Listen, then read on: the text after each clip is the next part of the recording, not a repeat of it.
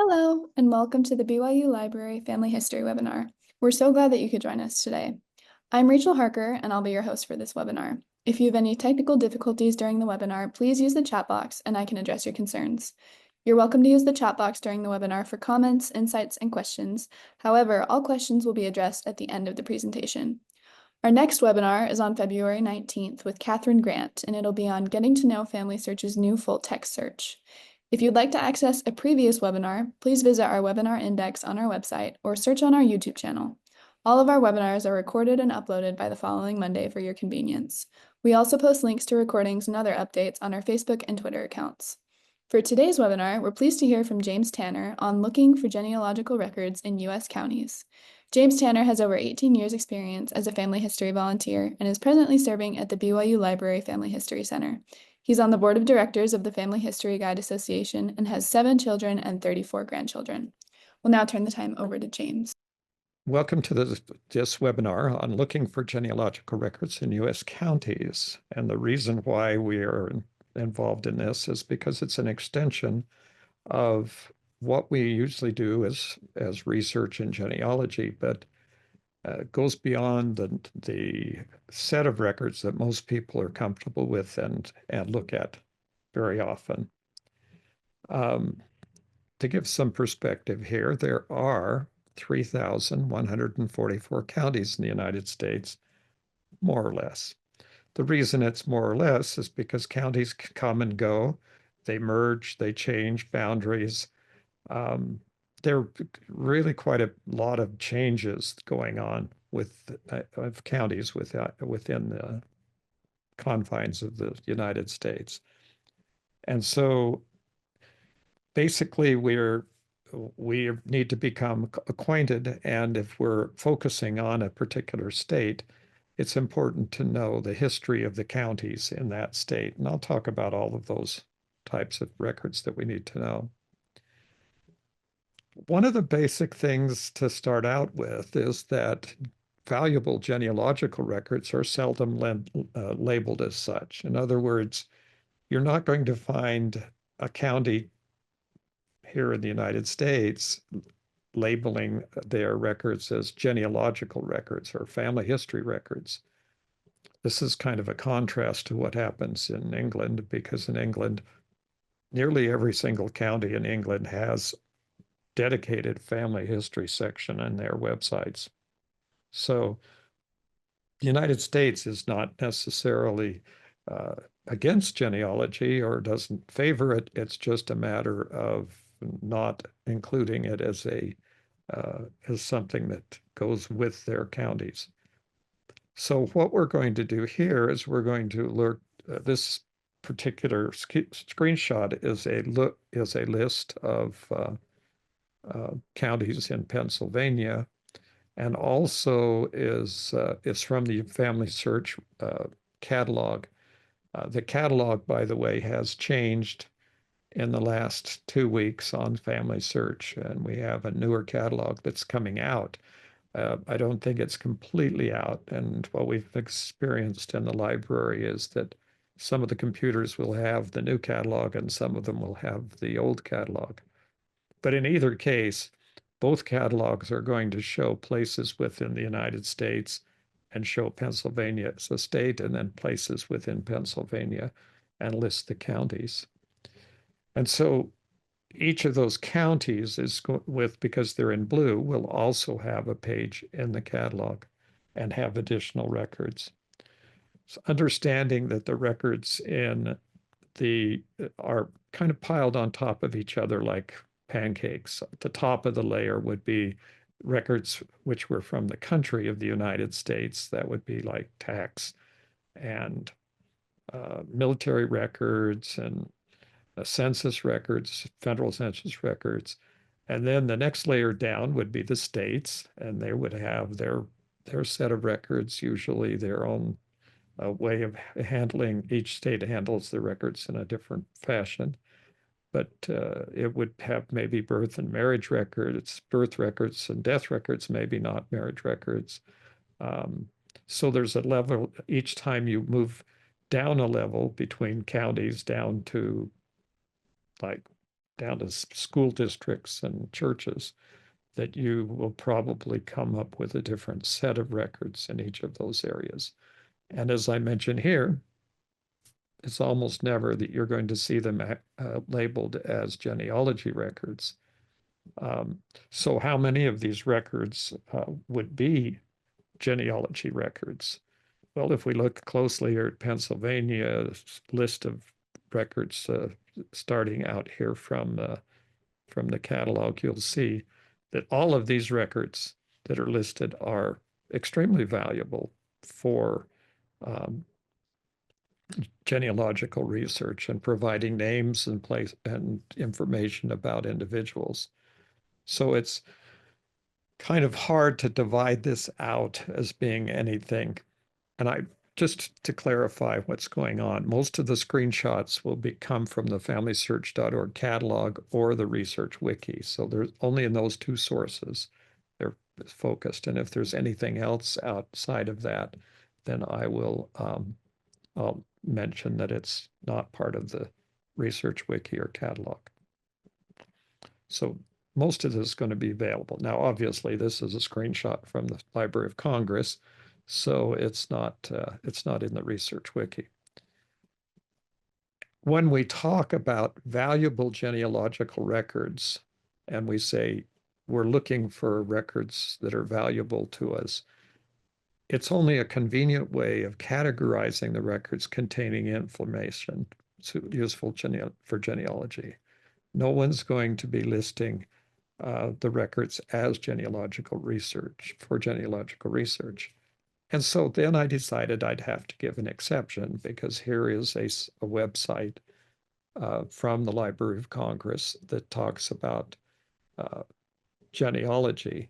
It happens to be free, that'd be copyright free images of various things that you might use with genealogical presentation like this. So it's just a source of images.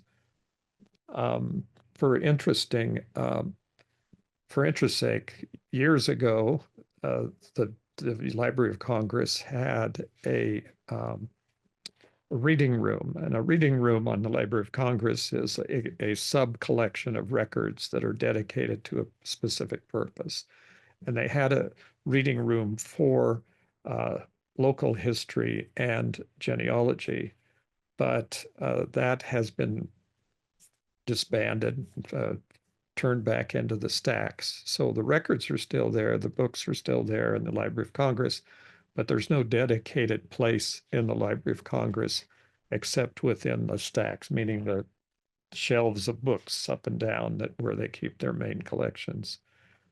So uh, so it's kind of interesting to start to look for things to do genealogy. But here you'll see also on this Library of Congress, there's a guide to the library's genealogy collections. So even though the physical collections of the library have been sort of put into the stacks, there's still information online. And in order to kind of proceed with genealogy, you need to understand that the main activity that we have as genealogists is to identify, locate, and then access genealogically valuable records. So uh, when we know that the records are valuable, then we can take the time to identify them, locate where they may be kept, and then access, meaning finding and getting access to the record.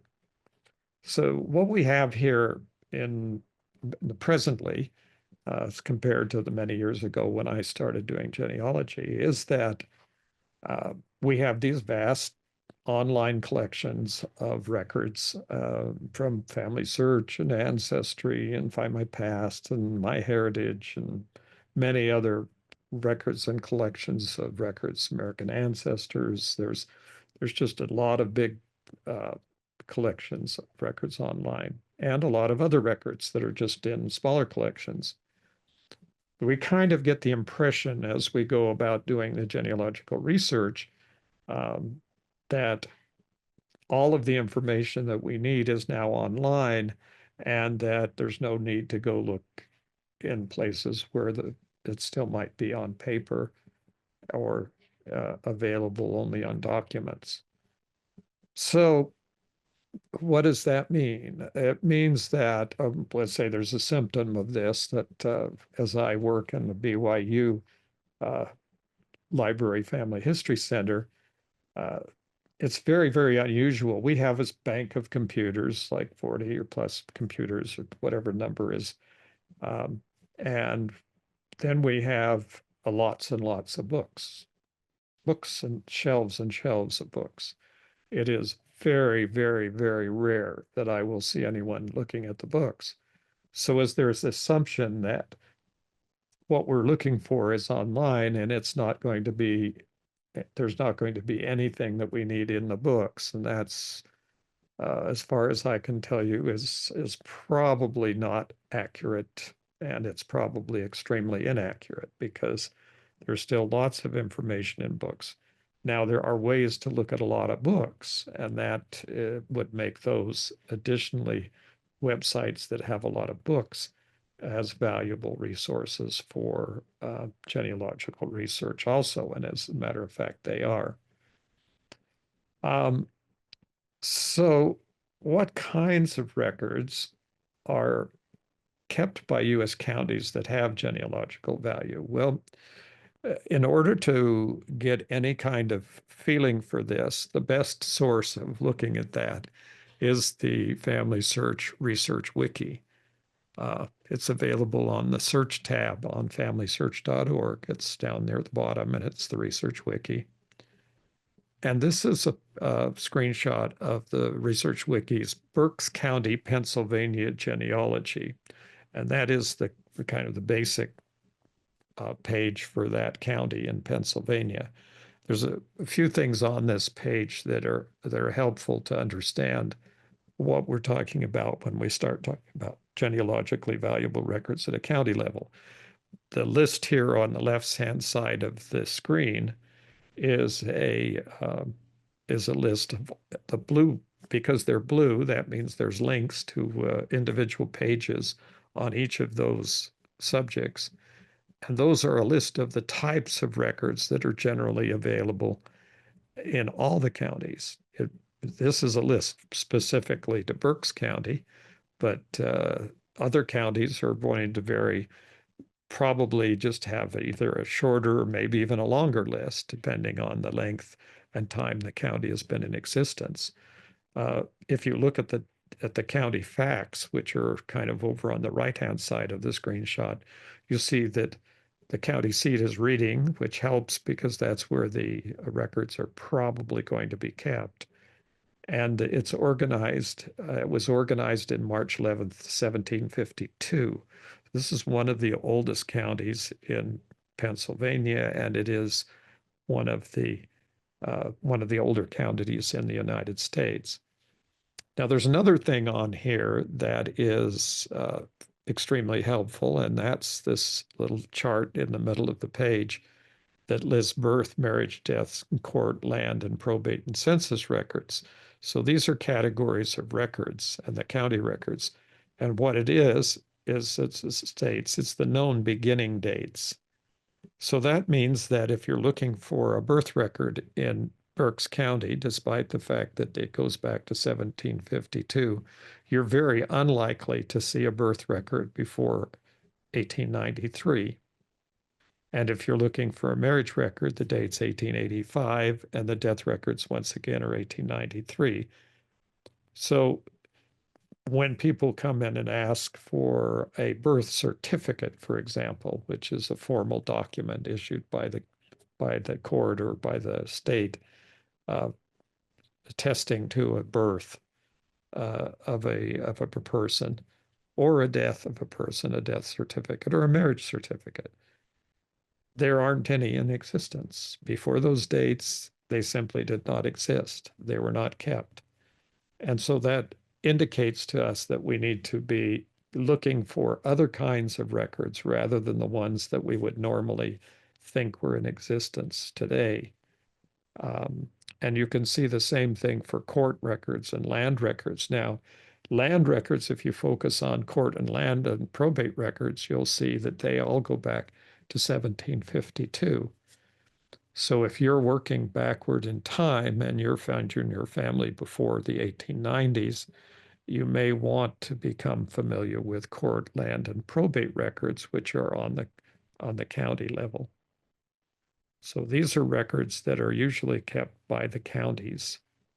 And then there's, of course, the U.S. Census record, which began in 1790. So if we go in further to this, I would say that nearly all the records that are kept by a county have specific genealogical value to researcher. So tax records, real estate records, anything that they have is really going to be of help to a researcher. And using those records and understanding basically how you get into and use those records is important. Another fact that is probably not surprising at this point is that there are still counties in the United States who do not have anything online, who have not begun a digitizing process.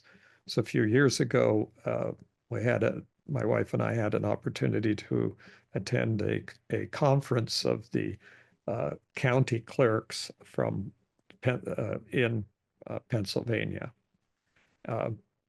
And at that time, we found that only about probably maybe more than half, just more than half, had any kind of digital copies of their records, and the rest of them were simply waiting around, primarily to get funds or to get authorization to do some digitizing. So over time, we find more of the counties in the United States that are having their records digitally available. But that doesn't mean those records are on Family Search or Ancestry or any of the other websites. They may simply be in a digital file that's searchable on the county record. So there's a big difference there.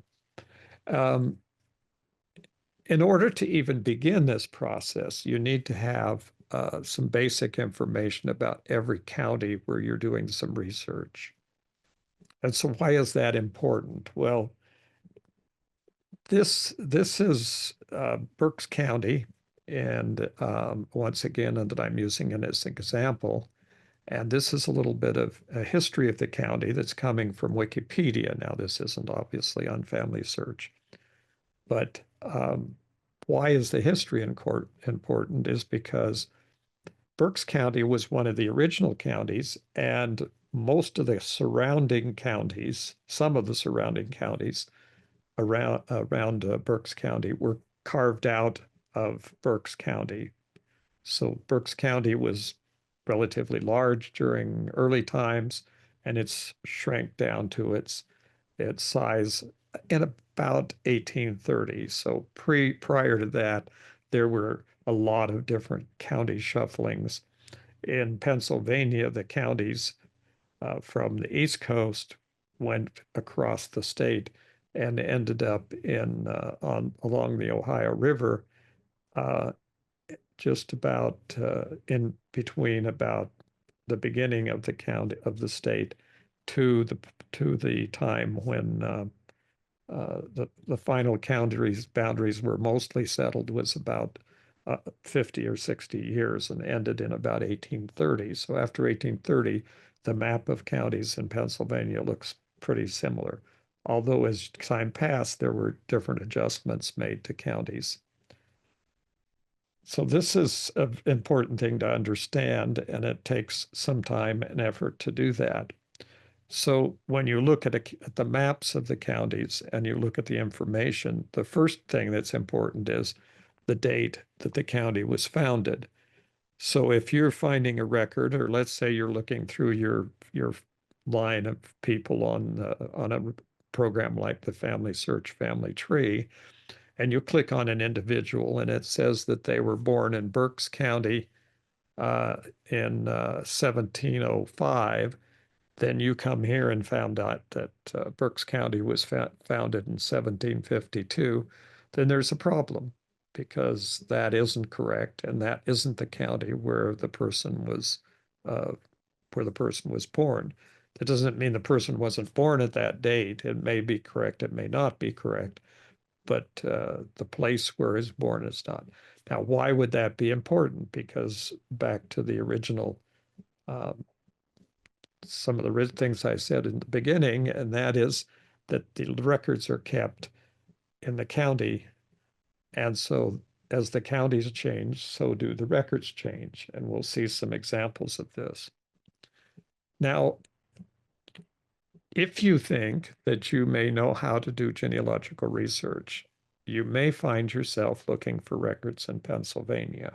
Okay, so this is kind of, there is a specific purpose for using Pennsylvania as an example. And this little chart here that comes from the Research Wiki is exactly telling you what the problem is. We are looking at boroughs, unincorporated communities, census designated places, and townships. In other words, all of these different, the ones that are listed here are in a different county. And so the question is, where were the records? So if you do research in Pennsylvania, you may find that uh, the place that's recorded for the birth, death, marriage, for the event is a township. And the question is, if it's in the township, then who has the records today? And if it's only a census designated place, it may not, you may have to do more research to find out when it was established and where it was and what county it was located when the records were done, were created.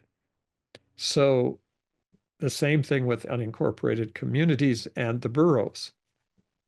And when it gets to boroughs, you may find out that they have their own records. And there may be even records in unincorporated communities. The census designated places are kind of in a place by themselves because when you're looking at the census, you're going to see those names as the places for the census being taken, even though they may include other places. And then the townships are floating in there in Pennsylvania, kind of between the county and the municipalities. And it's sometimes difficult to see if they have the records today or who would have the records today. So it's kind of a guessing game. And so what? Let's say that a person doesn't move. Let's say that person moved, their family bought a farm in 1760, and whenever William Penn came and they settled, they were one of the original people who settled. They may have gone through as many as 4 or 5 or more boundary changes for records. So that's an interesting thing. Now, all of these are in blue, and so they're all linked in different places so that we have those little arrows on the blue that means that they're externally linked out of the research wiki. And all of these places are in Wikipedia. So if you're looking for information, you need to look for the information. Sorry, I've got something that's covering, but you need to look for the information in the place where the county was at the time that the event occurred. So there's two things you're working with. You're working with the time frame of the events in an ancestor's life from their birth to their death. You're looking to where they lived during that time period. And then you're trying to determine and the term here, operative term, is jurisdiction. That's who had the responsibility for keeping records during the different time frames and which entities, which different organizations would keep those records from schools to churches to the counties to the cities to every other type of organization out there.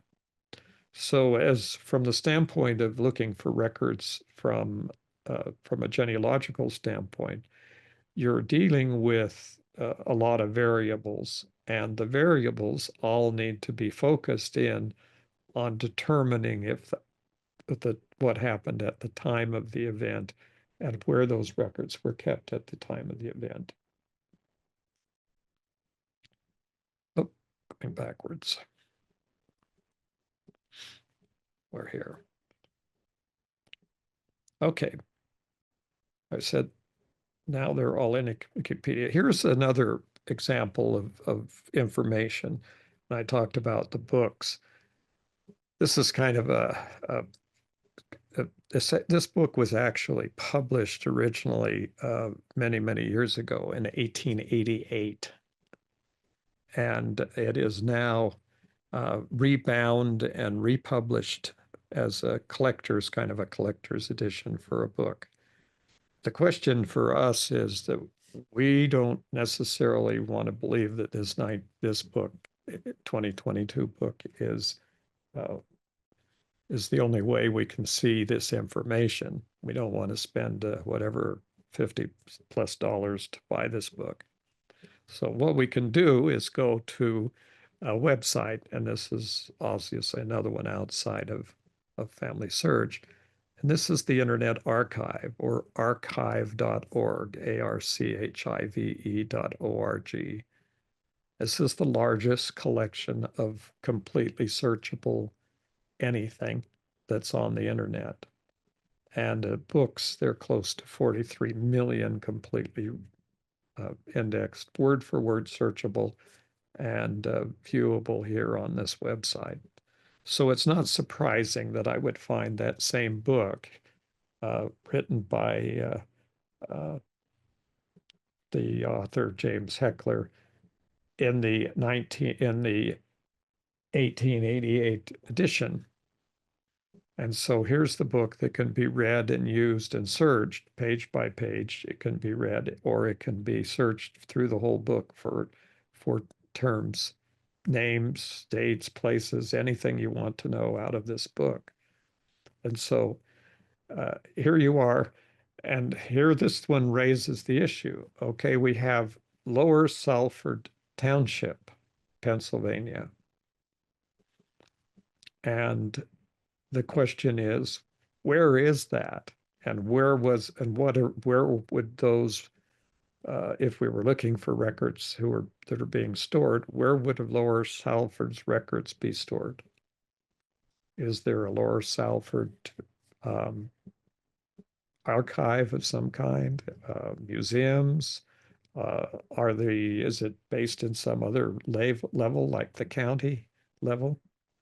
So these are the reason why I'm talking about, I talked about earlier about the fact that there's these levels of jurisdiction, and we may be able to find records in any one of those jurisdictions, but it's not always obvious, and it does require some effort to go find these records and find out. Um, in many, it's not infrequent when I do research in Pennsylvania, because my significant part of my family came from Pennsylvania. Then what I find is reference to the township, and that then starts me off on the search through the history to find out where the records would be today, what towns were in that township, and uh, where what county it ended up being in, or counties, because the township could actually extend over more than one current county. So one of the rules that of thumb here in looking for records, and any reference to a book or any reference to history, or if you're needing a book that was written, a surname book that was written about your family, then the rule here is always check the archive.org. It's the Internet Archive for books, documents, and records of all kinds. They are just a massive amount of information here. And it's just And the question is it a genealogy website? No, it's not a genealogy website. It's a website that collects all kinds of records and just happened to collect a huge number of records and books and documents that are valuable to genealogists. So here's, for example, the index from this book on Lower Salford, and you can see that they've done a index of the names of some of the early people in the county. So if you are, if you're looking for your family name that came from Pennsylvania, this kind of book and this kind of record based on a township inside of a county and also on county records could tell you. And if you tell me that your person came from any state in the United States and arrived during the time that the state was being formed or before the state was being formed, and then became a county, and they were the first or early residents of that part of the state or county, I can give you a very high percentage possibility that you're going to find a book or record of the history of that county. And if your ancestors were at all, let's say, sociable in that county, they probably appear in that history. That's the same I find all across the country, and it's not unusual. Of course, this is what I'm saying here is I'm focusing on the initial people who entered the county. So the county records that are made, which are histories of the county, are the ones that include the people. Now, you could get like happened in my family, for example, they wrote the county history and sort of wrote my family out of the family history because we actually came from a different county. And so they didn't think we were original people in that county. Now, county boundaries change over time and records move. And this is an important fact. It's just a fact of what happened. I'm going to explain that a little more and more specifically in just a few minutes. But you can see from any county map, any state map and county map over time that the boundaries have changed. In my lifetime, in my state where I spent most of my life in Arizona, they've had uh, at least one or two new counties created during my lifetime. And so that's happened. Part of Arizona territory was taken into Nevada and became Clark County, Nevada. And had they not done that early on, Las Vegas would have been in Arizona rather than in Nevada if it had been a city at all. And so that's the kind of things that happened in detail across the country. So how do we keep track of all that? Well, here's one of the most valuable tools we have is this website called the Atlas of Historical County Boundaries. It's from the Newberry Library in Chicago. And it's a free website. It has this interactive map, which you can click on to get information about each of the states. And it also has every single county in the United States has a chronological history of each county and every change that has occurred in that county since its inception. And then there's a graphic. When you get into the map here, you can graphically see the changes in the boundaries as you click through the dates on each of the counties. So this is this is what I would call the fundamental resource for research in the United States. If you're not familiar with this, if you're not familiar with the issues involved in the counties, and you're not focusing on counties as being the source of valuable genealogical information, then you're missing out the greater portion of the information that's available. Um, One example, that I can give that comes from our time spent digitizing records in the Maryland State Archives.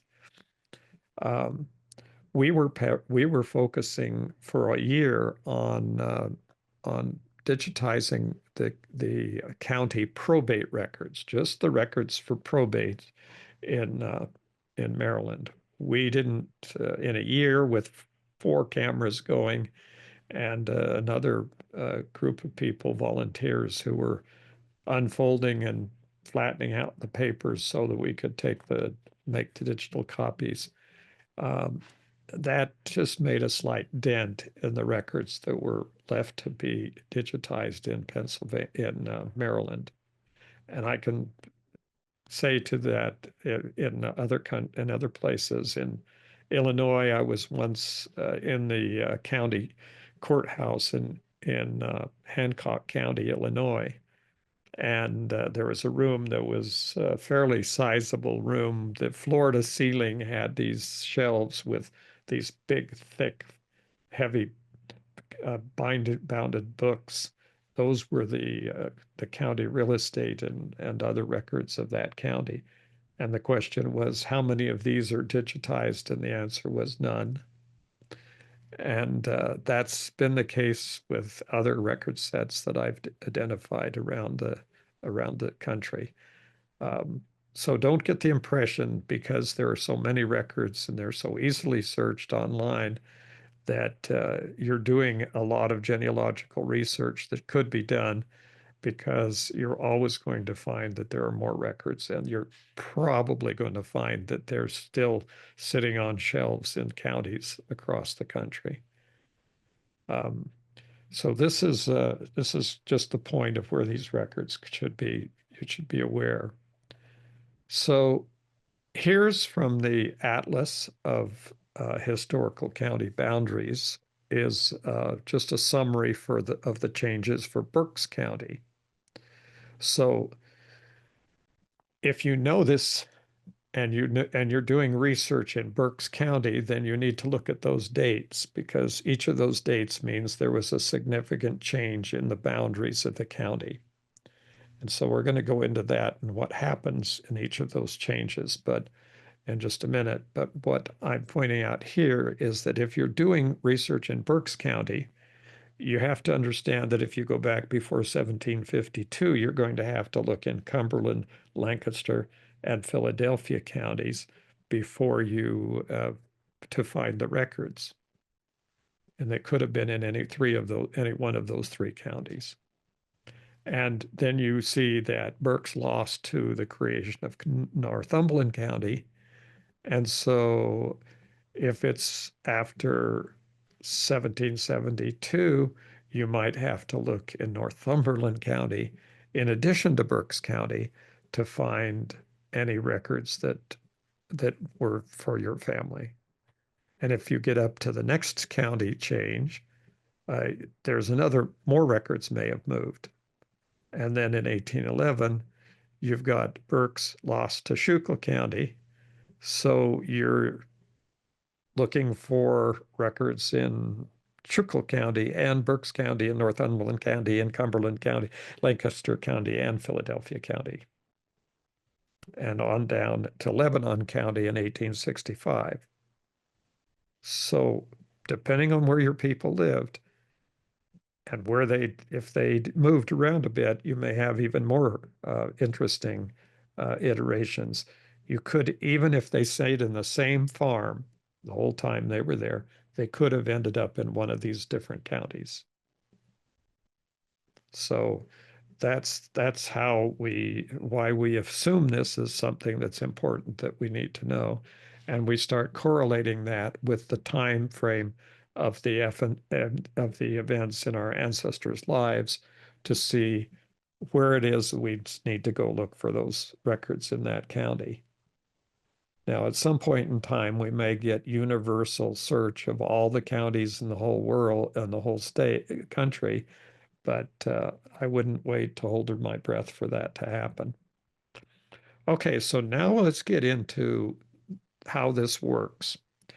Let's suppose that we have two people standing here. One person represents the old county. Okay, so he's old county guy. And then there's another guy, and he's basically the new county guy. He's in charge of the records for that county. They could be the county recorder, they could be the county assessor, they could be the county whatever it is, or the county council chairman or whoever ran the county.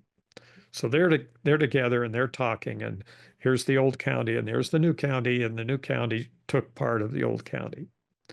So the new county guy says to the old county, says, now, oh, what about records?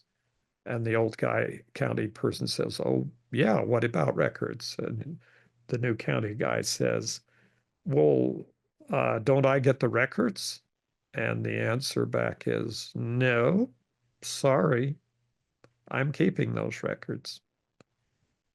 And they say, oh, well, what am I supposed to do? The new county guy says, what am I supposed to do? And the guy says, oh, well, let's see. Why don't you just start your own records now and that'll take care of it? Okay, so that means that we're looking at this. We're going to have a date that this county change was happening. It means the records that we're looking for before the change are going to be in the old county, and the records after the change are going to be in the new county. Okay, so let's go to the next level. Here we got the two same guys, different, maybe a different county. Old county records and new county records. Okay, so now the question comes from the new county, and they say, well, where what am I supposed to do about records? And the old county guy says, well, what do you mean about the records? And they said, well, what are we going to do with the records? He said, well, I don't want them. The old guy says, well, I don't want them. You take them all. So in that case, the records move from the old county, even the older records, even before the county change, into the new county. Okay, if you don't think that's possible, do some more research. You'll find that's the case. And if you want to know what happened in Pennsylvania, it's that we can have found records that moved from Berks County, or one of the counties on the east edge of Pennsylvania, ended up in Washington County on the border with Ohio. Okay, so if you're wondering if county records can move, we have seen records move all the way across the state. Okay, what happens in the next one? Well, the next one says old county records and new county records, they get together and they say, well, I don't want the old records. And the new county says, well, I don't want the old records. And so they send them off to the state. That would mean a state archive. It would mean the state library. It might mean a state historical society. It might mean the state, who knows who has it, depending on the state that exists. Then the last one is the two of them get together and say they don't want the records anymore and they don't want to give them to anybody, so they throw them away. Now we have a little fire here. They're not actually going to burn the records. It's just that they're not going to do anything with the records. So we get the records like this record right here is what happens when they don't want the records anymore. So this is the outcome of the fourth one, is that you may end up with records that look like this. And this is an actual record that my wife and I was digitizing. Were we going to get some terrible disease from the mold? Well, we were assured by the archive where we were in the Maryland State Archives that they had killed off any little things that might harm us, but we didn't want to touch it too much.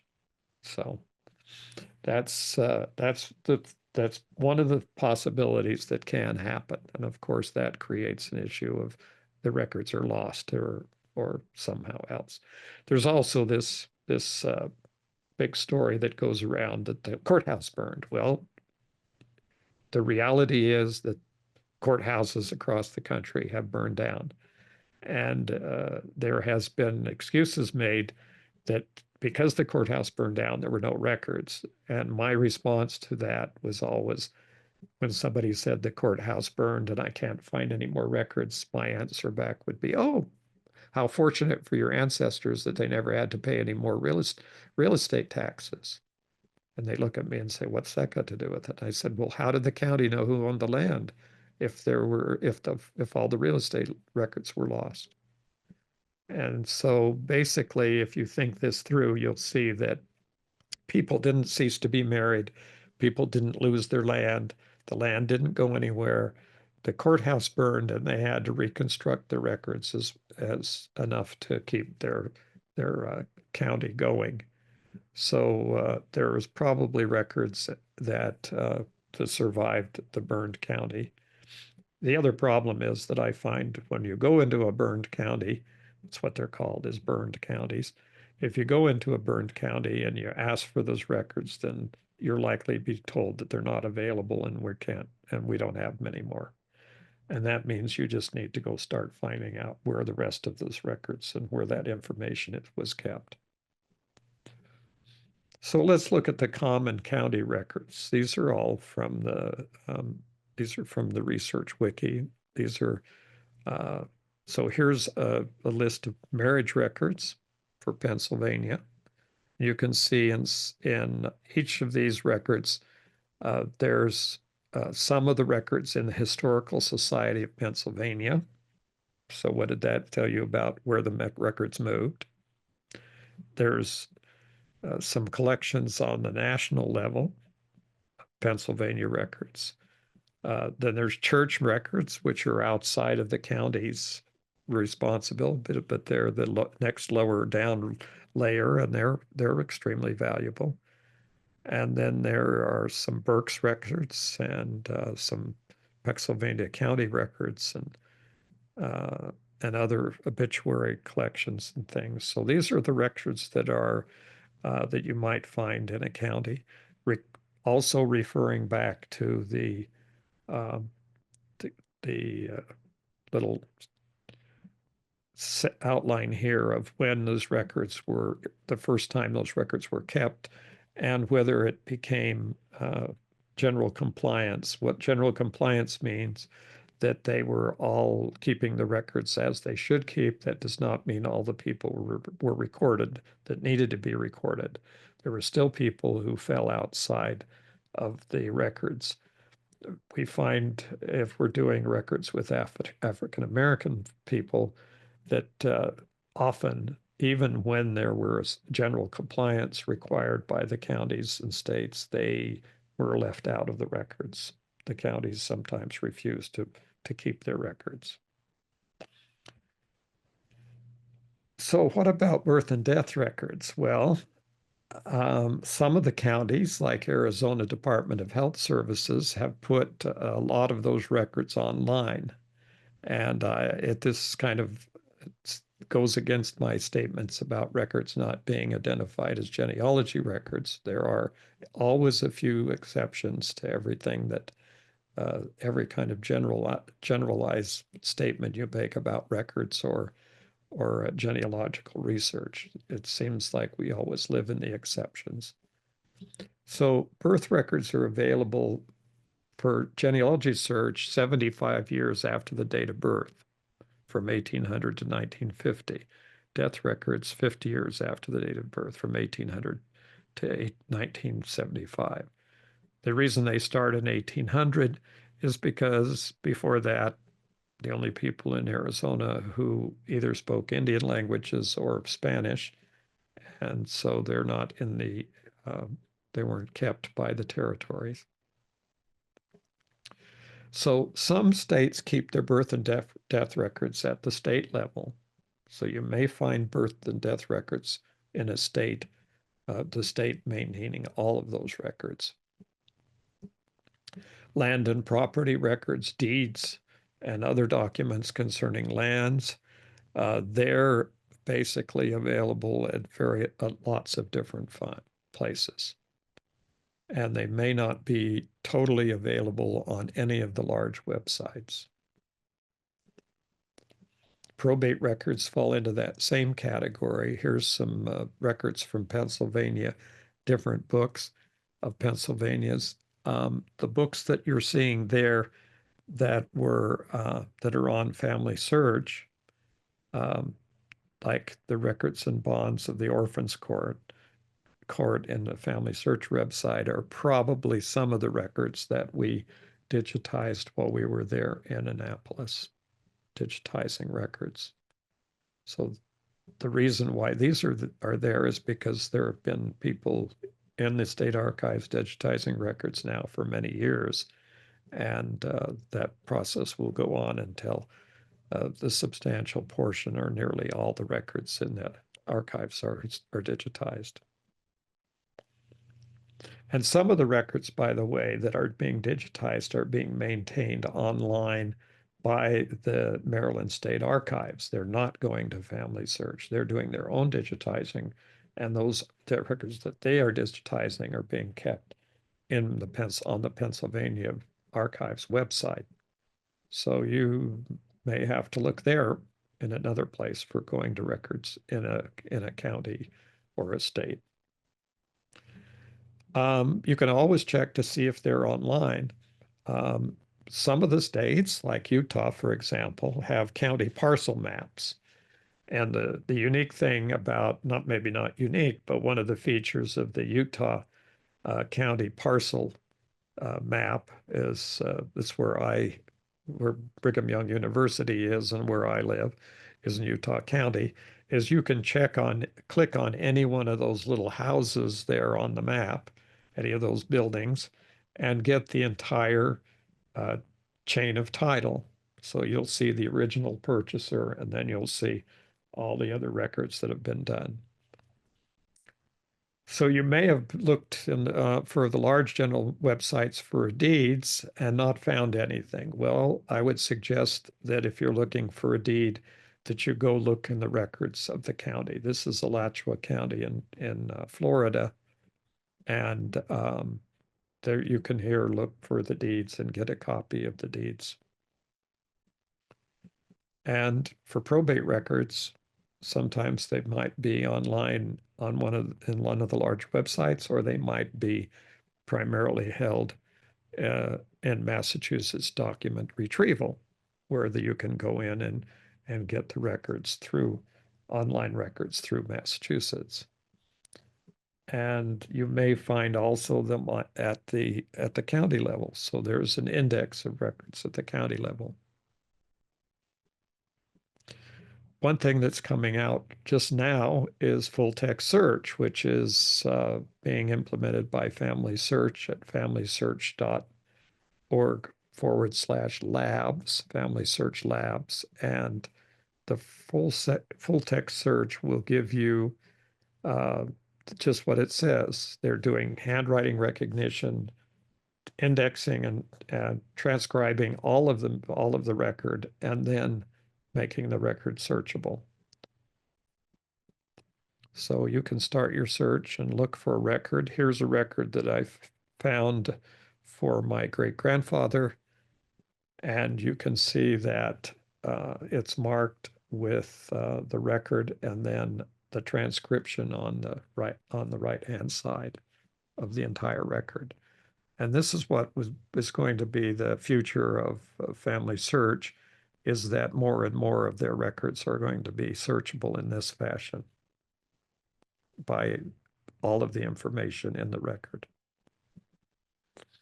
So here's another example of a death certificate, death record with the full transcription of the death record. It's helpful to people who I ran into this week already who can't read cursive. So what we need to do is learn about the kinds of records that may be available, then do the research to see where they can be found in the counties where you do your research. And if you stop with the big websites and all you do is pick up census and some birth or death records, then you're missing this vast, just huge universe of records that can and are available. So keep looking. Thanks for watching. Any questions? Yes, if anyone has any questions, you can go ahead and put them in the Q&A or in the chat and we'll happily answer them. It says, Yeah, we did have one comment. It says Pennsylvania passed the Registration Act of 1852. It lasted 3 years.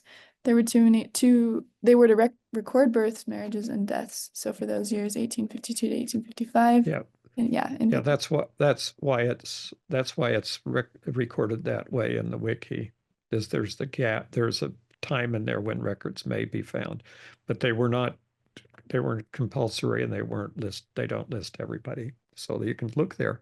It's another place to look. Um, okay, any other questions? someone says thank you. You're welcome. Okay, well, we'll see you then. Okay. Okay, thank you so much for joining us today, everyone. We hope that you'll join us for our next webinar, which will be next week on February 19th with Catherine Grant on getting to know Family Search's new full text search. A recording of this webinar will be made available next week. You can view that on our YouTube channel or on our website.